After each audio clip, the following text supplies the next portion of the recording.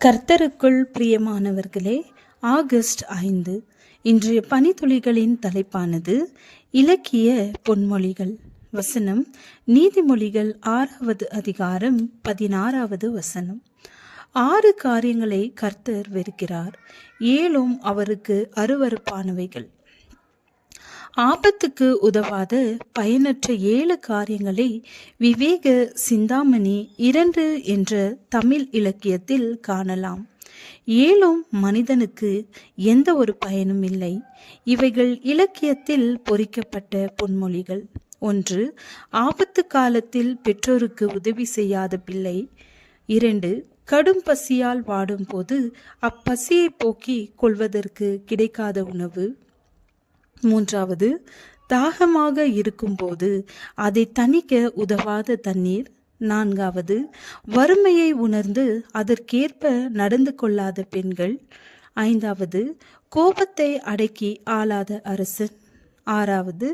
குருவின் உபதேசத்தை கேட்டு அதன்படி நடக்காத சீடன். 7.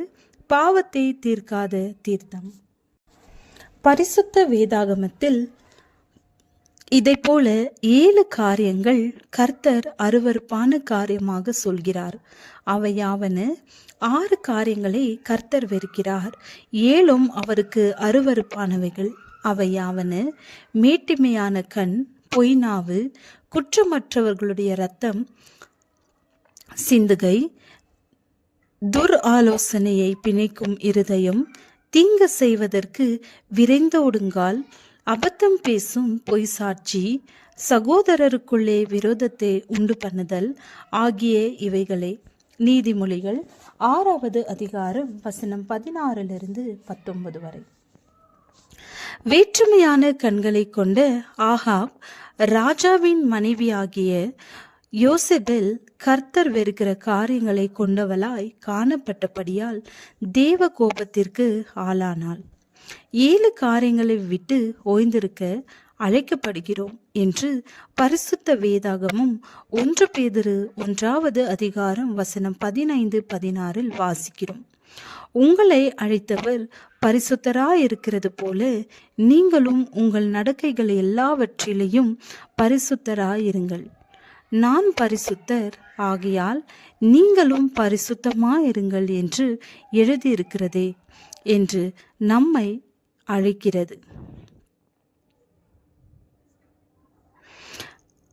அழைப்புக்கு செவி கொடுப்போம்.